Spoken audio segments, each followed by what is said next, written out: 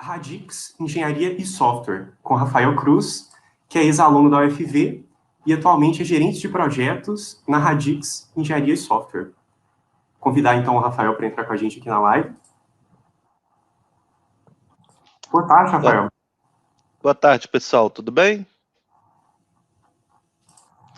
Você consegue me ouvir bem, Derek? Consigo sim, Rafael. Legal, bacana. Bom, pessoal, primeiro eu vou começar brevemente me apresentando, né? O Derek já falou um pouquinho. Me chamo Rafael, eu sou gerente de projetos aqui na Radix, né?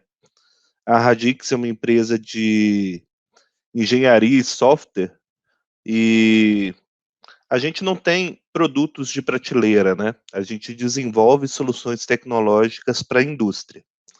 Talvez alguns de vocês já tenham tido a oportunidade de me conhecer. Eu sou, como o Derek mencionou, né? Eu sou ex-aluno da UFV, estudei junto com o Rodolfo, que hoje é professor de vocês. E é sempre um prazer voltar aqui, né, para a universidade para falar um pouquinho com vocês, né? Eu participei do SAELT em 2019, agora tenho a oportunidade de participar de novo e espero que tenha a oportunidade de participar de novo com vocês no futuro de forma presencial, né?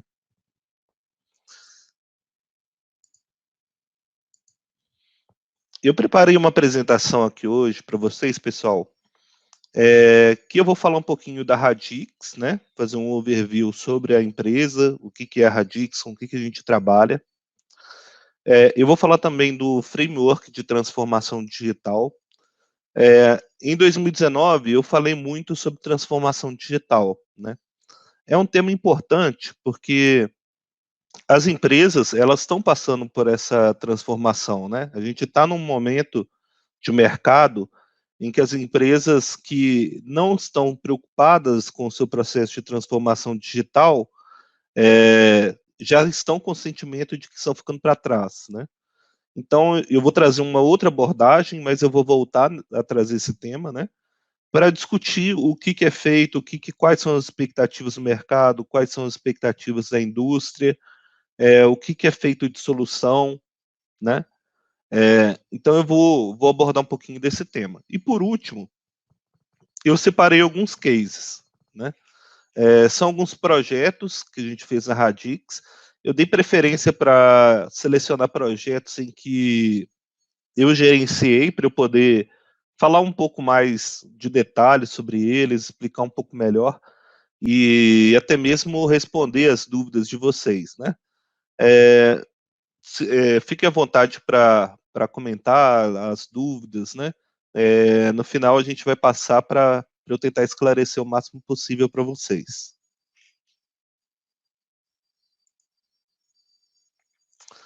Então vamos lá.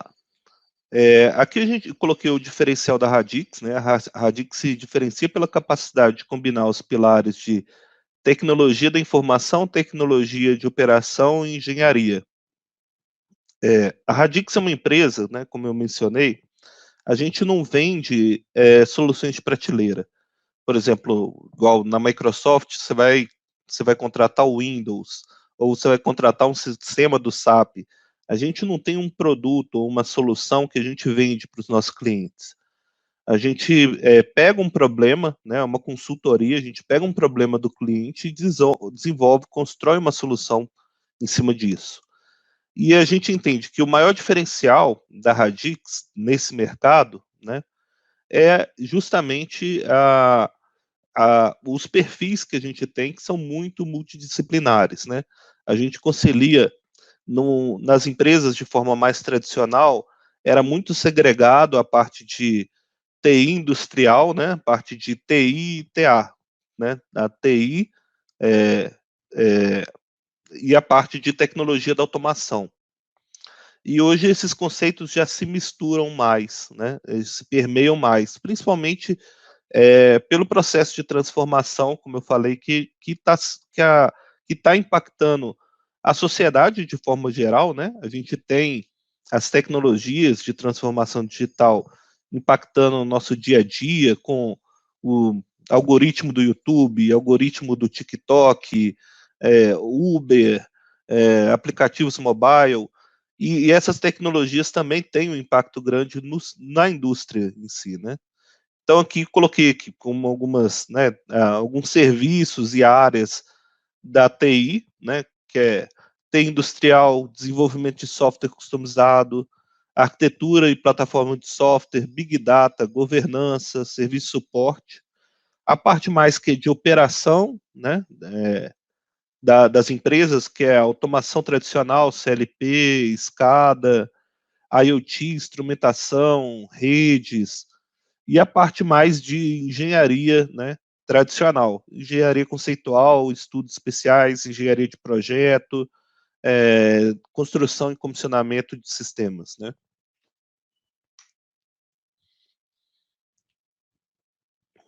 Aqui, como eu estava falando para vocês, né, que a gente tem uma característica muito disciplinar, eu trouxe aqui uma visão geral da nossa atuação. Hoje a Radix tem escritórios em Belo Horizonte, no Rio, em São Paulo, no Brasil, e em Atlanta e Houston, nos Estados Unidos, né? Mais ou menos 30% hoje da receita da Radix vem do exterior, né, de projetos globais, né? E 70% da atuação no Brasil. Se vocês verem, se eu não me engano, eu trouxe esse slide também em 2019, essa quantidade de funcionários devia estar por volta de 600. Então, a gente teve um crescimento muito grande nesses últimos 2 anos, né? Hoje a Radix estão com mais de 850 funcionários, e desse corpo técnico a gente tem designers, engenheiros de dados, DevOps, gerentes, tester, cientistas de dados, que hoje, se a gente comparasse com o passado, está com uma fatia muito maior, engenheiros de software e engenharia, né? Engenheiros de processo, engenheiro químico, elétrico, mecânico, civil, de segurança, né? Então a gente tem um corpo técnico muito multidisciplinar. Aqui eu coloquei alguns selos que são importantes da Radix, né? A Radix, desde que a Radix começou, ela sempre está muito bem colocada no Great Place to Work, entre primeiro, segundo e terceiro lugar, né, nas empresas de médio porte para se trabalhar no Brasil, as melhores empresas para se trabalhar no Brasil. E coloquei aqui também, né, a participação da Sotrec. A Radix, né, ela foi comprada 50% pela Sotrec, que é a maior distribuidora de soluções da Caterpillar no mundo, né? Caterpillar são aqueles equipamentos gigantescos de construção e para aplicação industrial, né? Caminhões fora de estrada, perfuratriz, né? São equipamentos de mineração e construção.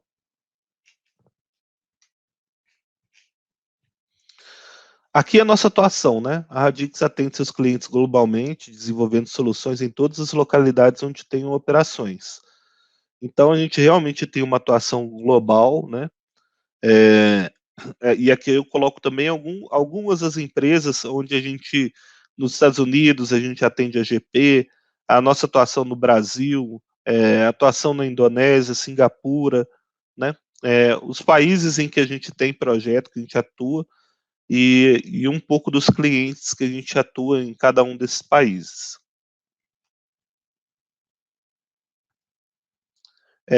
Daqui a Radix ela é dividida em praticamente 3 unidades de negócio, né?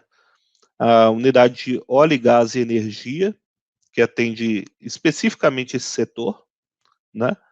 A unidade de metais, mineração e agroindústria.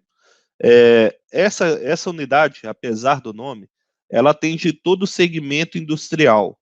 Então, a gente atende muito metais e mineração, papel e celulose, cimentos, alimentos e bebidas, vidros, toda a parte industrial que não está dentro do escopo de óleo e gás, é atendida pela unidade de metais, mineração e agroindústria. Essa é a unidade a qual eu faço parte, né? Eu atendo principalmente os clientes no setor de metais e mineração. Quando entrou a pandemia, né, a gente teve uma desaceleração nesse setor de metais e mineração, ninguém sabia muito bem como que as coisas seriam, qual seria o impacto da pandemia nos negócios, e muitos projetos foram paralisados, né? Enquanto o setor de papel e celulose acelerou um pouco. Então, eu transitei nesse período muito na parte do setor de papel e celulose. Atualmente, metais e mineração voltou a aquecer e hoje eu estou dedicado praticamente exclusivamente atendendo clientes de metais e mineração, né? E a unidade de negócio de serviços, que vai atender a parte de transporte, educação, saúde e varejo. Então, a gente atende universidades, né, a Ipiranga, Rio Galeão, toda a parte que não é industrial é atendida pela unidade de serviços.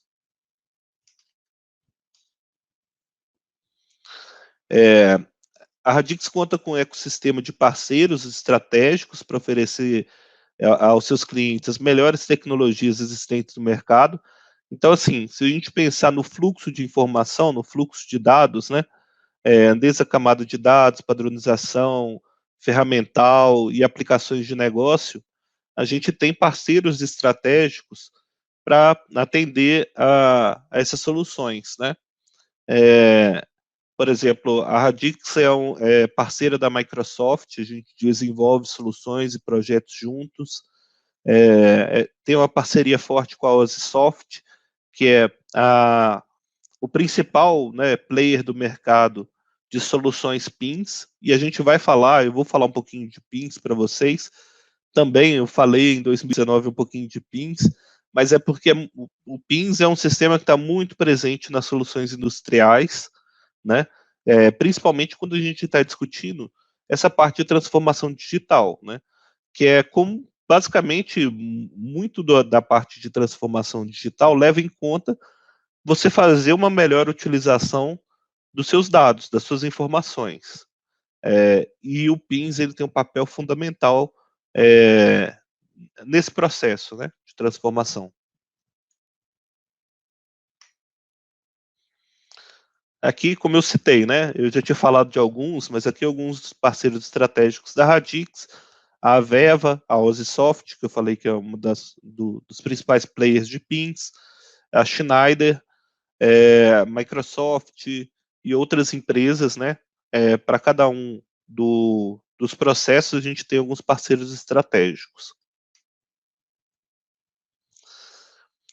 Agora, pessoal, conforme eu falei, né, a gente vai discutir um pouco da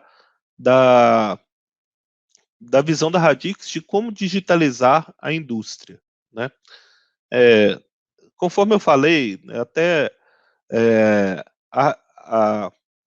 dos anos 80 para cá, digamos assim, a indústria ainda era muito focada em soluções tradicionais, soluções de automação, por exemplo, né? Eu lembro que até quando eu fiz a minha graduação aí na UFV, em engenharia elétrica, para falar a verdade, a parte de máquinas, né, distribuição de energia, não era muito a minha praia, né? Eu não gostava muito dessas disciplinas, né? Eu gostava mais das disciplinas de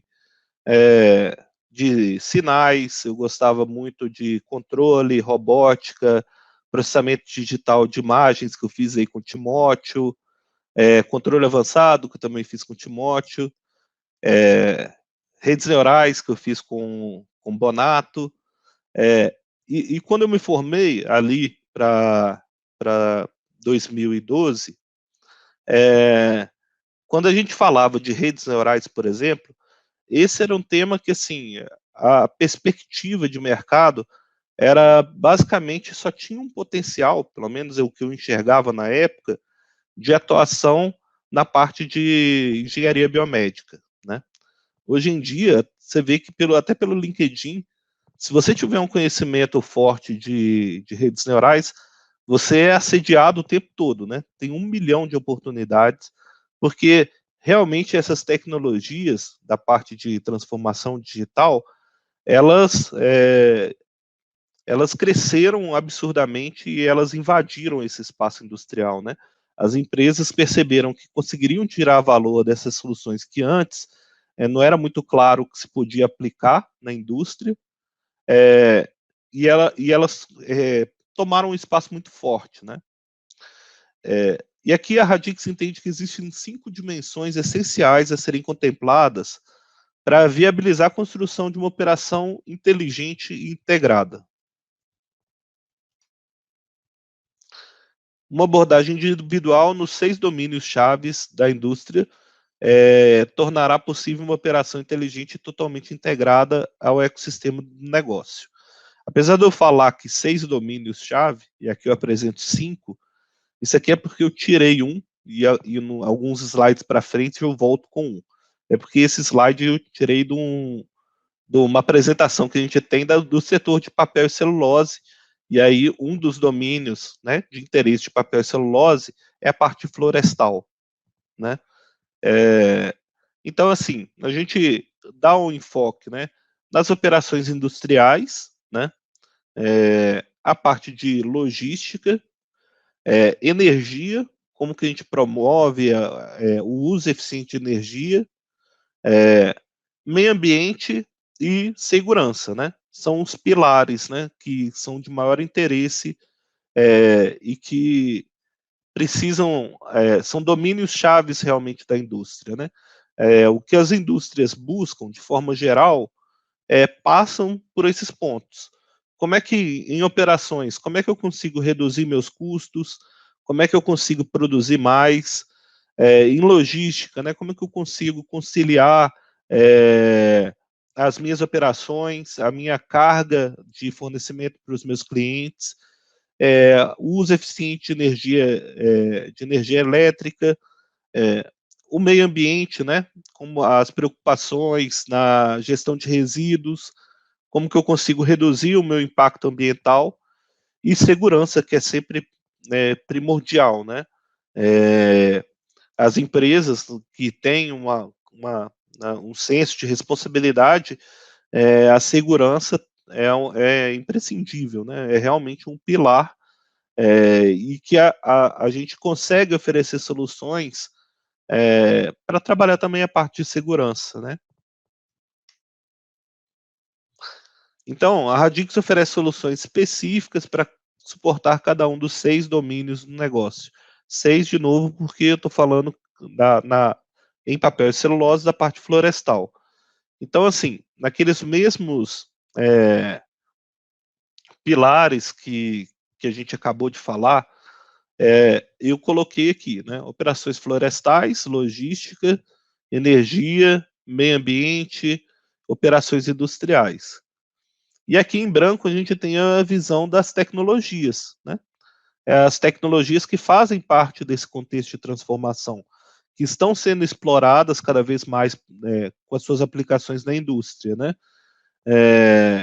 Então a gente tem chatbots, inteligência artificial, design thinking, aplicações móveis, realidade aumentada, internet das coisas, computação em nuvem, cibersegurança, Video Analytics, drones, simulação 3D, robôs autônomos, e aqui todo um ecossistema de soluções que a gente consegue desenvolver para o setor industrial em volta dessas tecnologias, utilizando essas tecnologias para otimizar as operações, para trazer ganhos ambientais, para trazer ganhos de segurança. Então a gente tem um conjunto de soluções que a gente consegue construir em torno dessas soluções de transformação digital.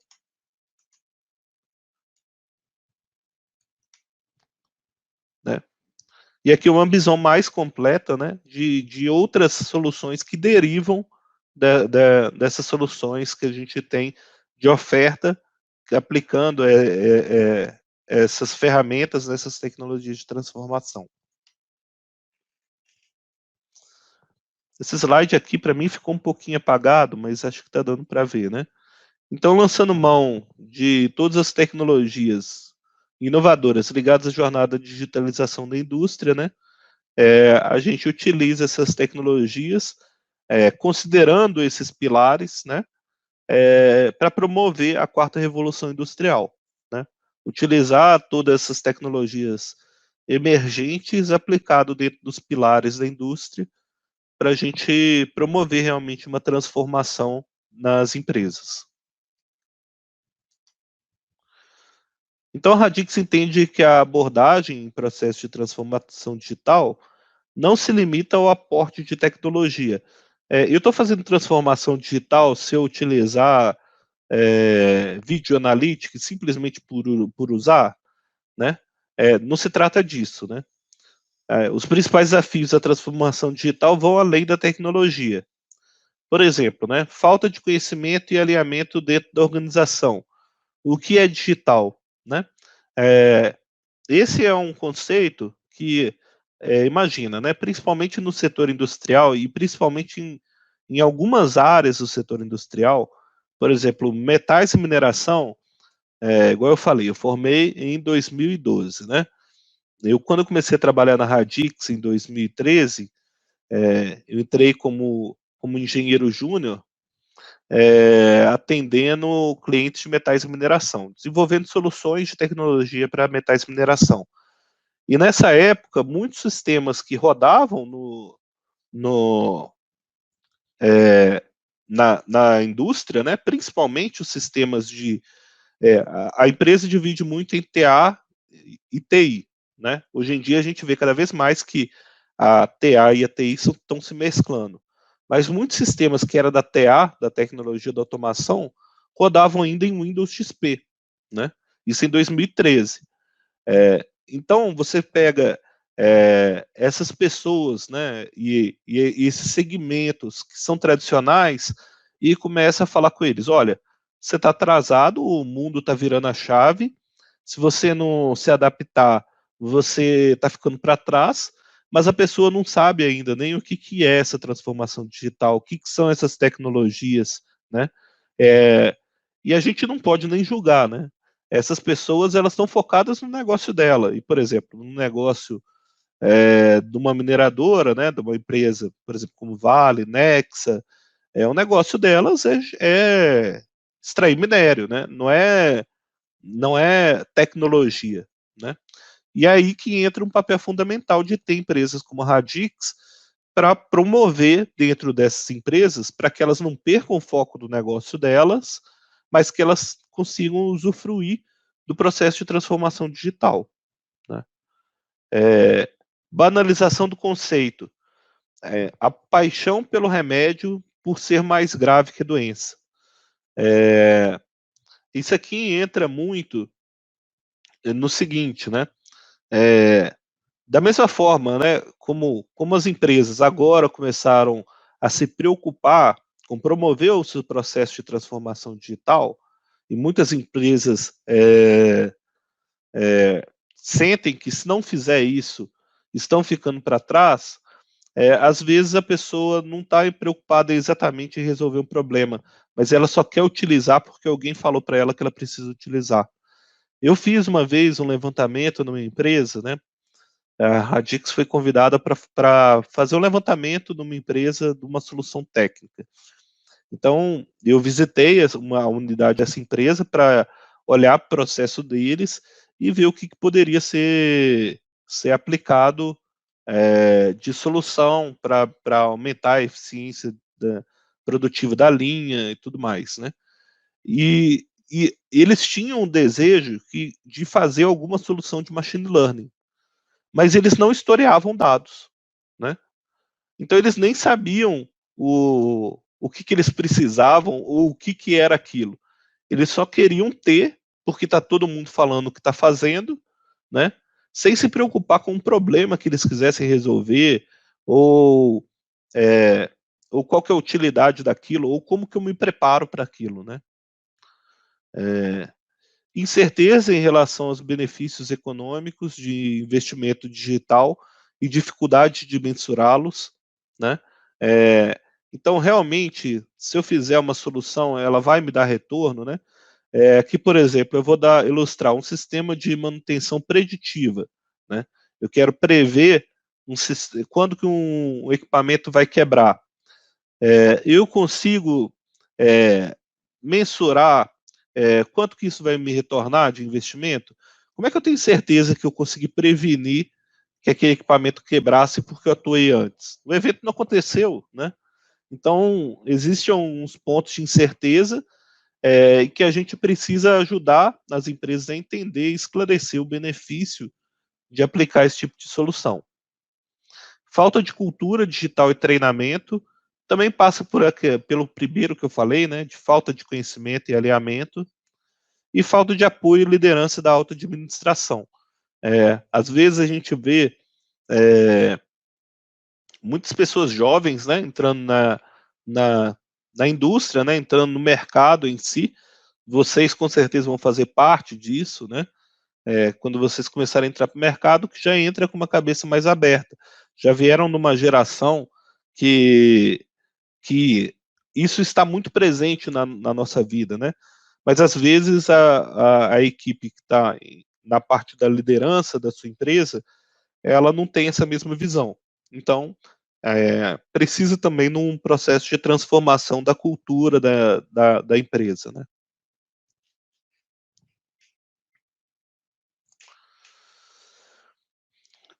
Aqui eu trouxe algumas pesquisas, né, de mercado que mostram a oportunidade de ganhos potenciais significativos através da transformação digital. Então, trouxe aqui a referência do artigo, né, com o que existe de expectativa de mercado com essas soluções, né? Redução de downtime de 60% a 90%, aumento de disponibilidade dos equipamentos, né? Redução de manutenções preventivas, redução de trabalho de calibração e redução de retrabalho de 25% a 50%. Então, esses ganhos são muito expressivos, e principalmente quando a gente está falando do setor industrial, que não tem muito, digamos, não tem pouco dinheiro, né? Quando a gente consegue aumentar em 1% a eficiência de um processo produtivo na indústria, a gente está falando de um aumento de receita ou de uma redução de custos que já é expressiva, né? Bom, pessoal, obrigado. Acho que espero que eu tenha conseguido trazer uma visão legal para vocês, né? Da empresa, do que é empresa, do que é transformação digital, e que tenha prendido o interesse de vocês aí com alguns cases que a gente desenvolve aqui, né? Se alguém tiver alguma pergunta, fica à vontade. Estou aqui para tentar discutir com vocês, tentar responder.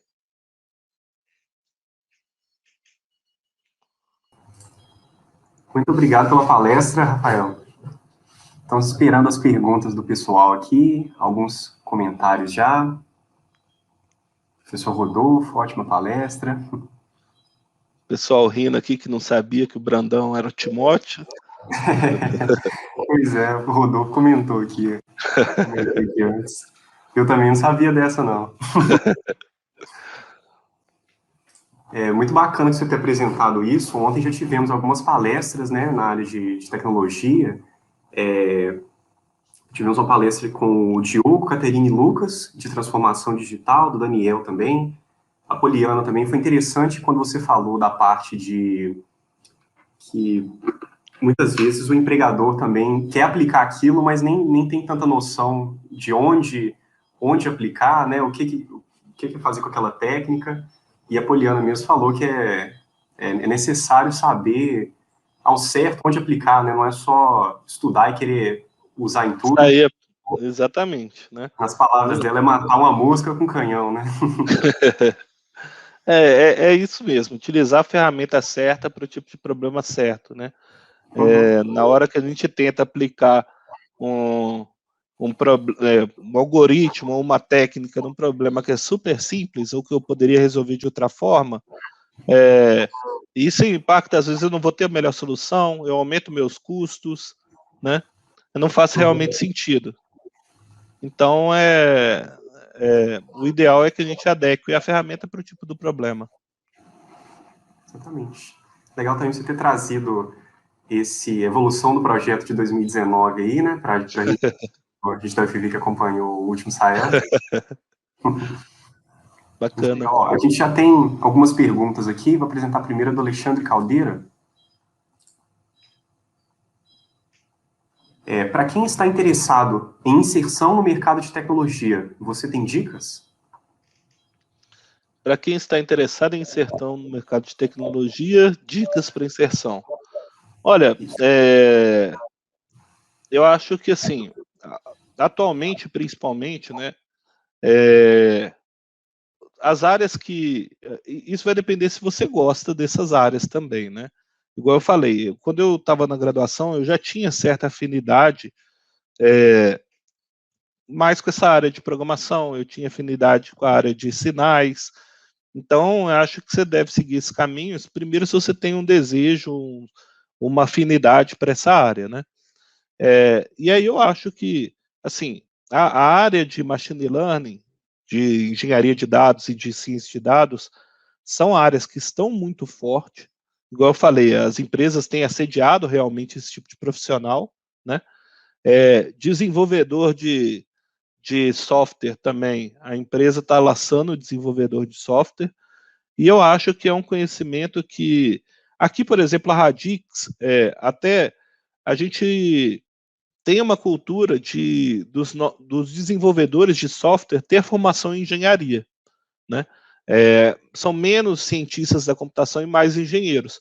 Porque apesar da gente desenvolver soluções de software, né, muitas soluções de software, a gente tem que entender o contexto da indústria, né? Na hora que alguém fala para você de um PLC, quando o cara fala que ele precisa agregar uma informação de um sensor, você precisa saber do que o cara está falando, o que aquilo representa. Então, assim, a gente tem muitos desenvolvedores de software que são engenheiros eletricistas, engenheiros de controle de automação, engenheiros químicos, né? Então, eu acho que reforçar um pouco, né?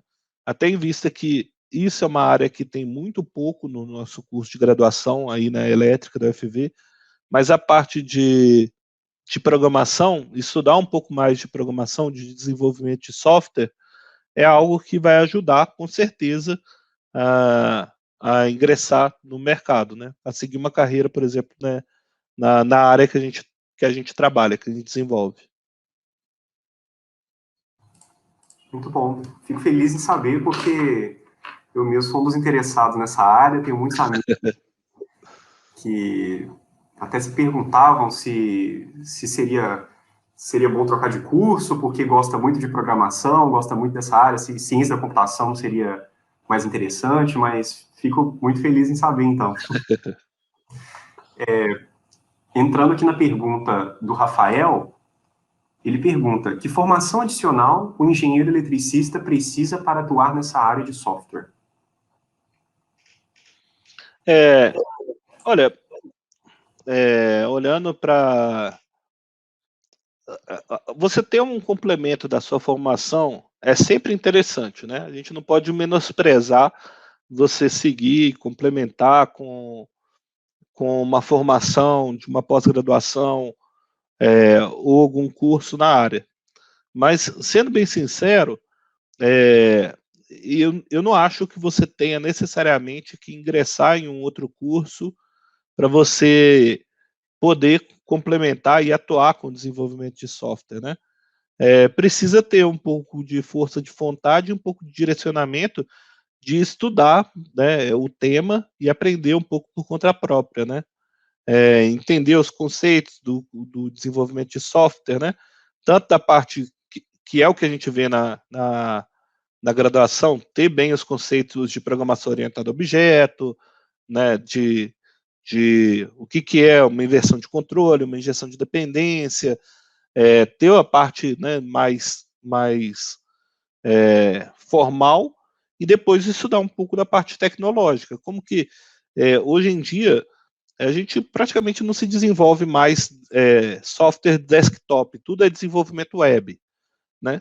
Então pega um algoritmo, um framework, por exemplo, né, um curso de desenvolvimento front-end, que é mais fácil começar, e estuda aquele tema, estuda, desenvolve alguns projetos para você aprofundar um pouco nesse conhecimento, né?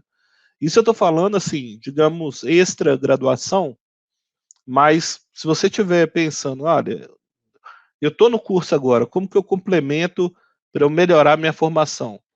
Eu te diria para, pelo menos foi uma estratégia que eu usei, que eu senti que teve valor, e eu, quando eu estava na graduação, tentei me envolver no máximo de projetos possíveis, né? Eu acho que isso me deu uma visão muito interessante e que me ajudou até em entrevistas depois eu ter projetos para mostrar, para falar, explicar o que, que eu já vivi, o que, que eu já aprendi, o que, que eu tinha de conhecimento. Então, eu fiz projeto na equipe de futebol de robôs, lá do Alexandre Brandão. Tentei fazer projeto lá com o pessoal da educação física, fiz projeto com o pessoal da engenharia agrícola, fiz projeto de robótica também com o time do Brandão. Então, eu acho que tentar se envolver em atividades extracurriculares vai te ajudar e é uma boa alternativa para você complementar a formação. Legal ver que esses conselhos que você falou têm sido em comum entre a maioria dos palestrantes, assim, se envolva no máximo possível de projetos que você puder na graduação, experimente para saber se é aquilo mesmo que você gosta, e para ter também um bom background, para desenvolver também soft skills, que são muito importantes, né, no mercado de trabalho. Assim, uma coisa que, por exemplo, quando eu e o Rodolfo, a gente fez a graduação, né, uma coisa que a gente sentia muito era, bom, Viçosa é uma cidade do interior de Minas, ela não tem um ambiente industrial, não tem muitas empresas aí em que a gente consegue fazer um estágio bacana para ter uma atuação bacana, né? Mas se tem um lado bom dessa pandemia, por exemplo, na Radix, está todo mundo 100% de home office, né? E eu acho que mesmo depois da pandemia, a gente não vai voltar para o modelo presencial. Então, assim, a gente está contratando pessoas para trabalhar remotamente em qualquer lugar do Brasil. E muitas empresas estão fazendo isso. Então, isso abre uma porta legal para vocês, né? De poder estudar e se aplicar para um estágio numa empresa de Belo Horizonte, de São Paulo, do Rio, onde vocês acabam pegando uma responsabilidade que vai contribuir, sem dúvidas, na formação também. Bacana, muitos cursos também na área, né, que estão surgindo à distância agora. Da Radix, você sabe se tem algum processo seletivo em aberto ou alguma previsão? Só para a gente saber mesmo, assim. Eu sei que a Radix atualmente está com mais de 100 vagas abertas, né? Muitos têm de engenheiro eletricista para trabalhar com a parte mais de elétrica mesmo, de engenharia, tem da parte de desenvolvimento de software, tem muita vaga na parte de data science, de processamento de imagens, eu sei que tem vagas em aberto, eu acho que vale a pena dar uma conferida lá. Aí eu não sei dizer das vagas de estágio, se tem vagas de estágio em aberto, mas com muita frequência a gente tem vagas de estágio em aberto também, né? O mercado dessa parte de desenvolvimento de software, principalmente, tem dado uma aquecida muito forte e acho que todas as empresas estão sofrendo até para encontrar profissionais. Ok. Agora temos aqui uma pergunta interessante, que é de um professor, né, da UFV, o professor Rodolfo. Ele pergunta: onde entra a UFV na preparação técnica dos alunos? Até onde eles devem ser preparados na universidade? Olha, a universidade ela tem um papel importante, né? Eu acho o seguinte: muitos temas eles vão ajudar, mesmo os temas que você não vai trabalhar na área, eles vão ajudar bastante na sua formação. Eu acho que assim a universidade ela tem uma cobrança muito forte, né? Vocês devem ter passado aperto em muitas provas aí na elétrica do mesmo jeito que eu passei. E a gente tem que aprender de forma aprofundada para depois, no futuro, na profissão, a gente conseguir lembrar do básico. Se a gente aprende da graduação o básico, na hora que a gente não trabalha com isso no futuro, a gente não lembra nada. Então, eles forçam um pouco para a gente aprender aprofundado, para quando a gente precisar utilizar, a gente ter essa base desse conhecimento, né? Então, essa é uma das coisas que a universidade ajuda muito na formação, mesmo que você não vá trabalhar no dia a dia com isso, né? Uma outra parte que eu acho que a universidade também ajuda muito nesse aspecto na hora que você passa por um curso da engenharia elétrica da UFV, por exemplo, eu saí me sentindo, eu não sabia tudo, às vezes eu sentia até meio despreparado para atuar direto no mercado, mas, quantas vezes eu virei à noite estudando para um assunto, quantas vezes então eu me sentia preparado para aprender qualquer coisa, né? Podia me dar qualquer assunto na minha mão que eu ia entregar o projeto, ia resolver, né? Porque a gente aprendeu a fazer assim no curso. Então, isso eu acho bem legal. Só que essa informação é muito interessante, se você tiver a possibilidade, que você complemente. E aí entra na resposta que eu trouxe antes, né? Que é você buscar fazer o estágio, que é você buscar se envolver com temas da universidade, fazer um projeto em outro departamento, fazer um projeto no próprio departamento, pegar um tema de robótica, pegar um tema aí com o Rodolfo, um tema com os outros professores, fazer uma iniciação científica. Tudo isso contribui para complementar a formação que a universidade dá.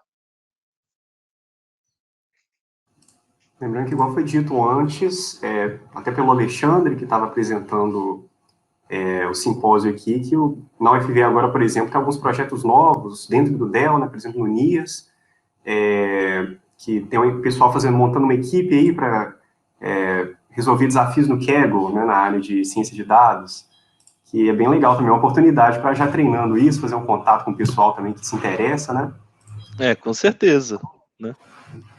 Legal você ter falado isso também aí de que os desafios da universidade, né, te preparam até a ter uma certa resiliência para depois, né, no mercado de trabalho. O André Sazak mesmo comentou que depois de março fica mais fácil. O André trabalhou comigo no futebol de robôs, por exemplo, né? A gente trabalhou junto, explorando os projetos que a gente conseguia na universidade. Bacana demais. Fica a dica aí, então, para o pessoal que ainda está no meio do curso para aproveitar. Seguir com as perguntas aqui, ó. A gente tem uma pergunta do Yuri Rosa. Rafael, como foi ingressar nessa área e na Radix com o conhecimento recebido no UFV? Hoje já mudou um pouco o plano? Temos mais oportunidades? Inclusive, como correr atrás disso? Eu acho que mudou. Assim, a história, por exemplo, como eu entrei na Radix, né? Quando eu me formei, estava no meio de uma greve, né? Então eu formei um pouco antecipado, eu até atrasei do curso, antecipado no sentido de no meio do período, digamos assim, porque o período estava desregulado, né? E eu saí e vim para Belo Horizonte. A princípio eu entrei no mestrado, porque eu queria vir para a capital para ficar mais próximo de conseguir uma oportunidade de trabalho, mas eu queria mesmo trabalhar. E eu entrei para trabalhar numa empresa de engenharia de desenvolvimento de software, né? Para gestão empresarial, um negócio que não tinha absolutamente nada a ver com a elétrica, né? E era só desenvolvimento de software. E aí eu vi uma oportunidade na Radix para que eles precisavam de um projeto para uma indústria de desenvolvimento em SharePoint, para desenvolver uma solução em SharePoint. SharePoint é uma solução de prateleira, um portal da Microsoft, né? E eu nunca tinha ouvido falar de SharePoint, como talvez muitos de vocês nunca tenham ouvido falar. Mas eu me senti capacitado em cima daquilo que eu até falei com vocês aqui. Na hora que eu fiz a entrevista com o João, que era o meu gerente na época, eu falei, João, eu passei a madrugada estudando, o que eu sei é isso, mas eu te garanto que se o projeto tem 3 meses para fazer, eu vou entregar ele em 3 meses. E aí eu passei várias noites virando, né, para entregar esse projeto, mas entreguei o projeto em 3 meses. É a resiliência que a gente aprendeu aí, né? E eu acho que algumas coisas, por exemplo, ficou mais fácil, né?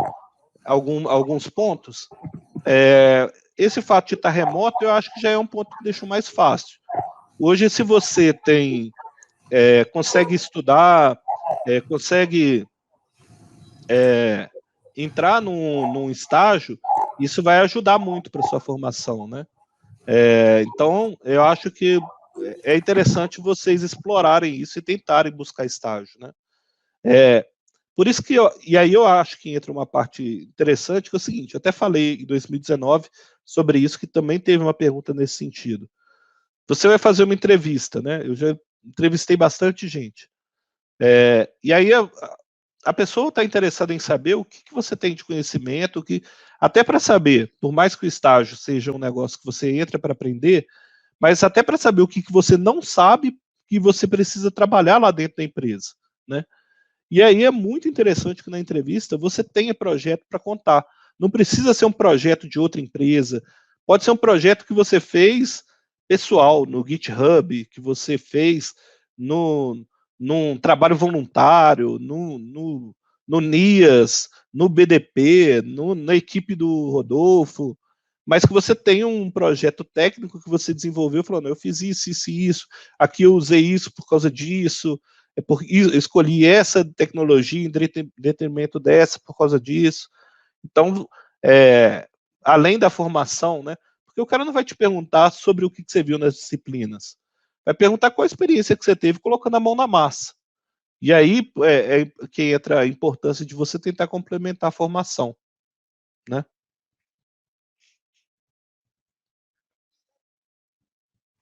Parece que... Estou olhando aqui o pessoal comentando, elogiando o VDP, elogiando a palestra também, ótimas informações, o André falou. Obrigado. E parece que finalizamos as perguntas. Alguma pergunta a mais, pessoal? Parece que é isso, então. Então, Rafael, eu gostaria de agradecer por ter vindo aqui, ter dado seu tempo, apresentado esses cases aí, acrescentado mais sobre a área de tecnologia. E é isso. Se você quiser comentar alguma coisa no final. Obrigado, pessoal. É um prazer falar com vocês. Eu sou de Viçosa, nasci em Viçosa, estudei aí, me formei aí. Então, é sempre com muito prazer que eu volto para poder conversar com vocês, tentar contribuir, tentar compartilhar um pouco da minha experiência. Eu tinha muita ansiedade para saber como que era o mercado quando eu estava na graduação. Então, é sempre um prazer voltar para conversar com vocês. Espero que a gente tenha a oportunidade de voltar a se falar de novo, né? Nos próximos eventos. Conte com a gente aí. Um abraço para todo mundo. Até mais, Rafael. Muito obrigado. Até mais.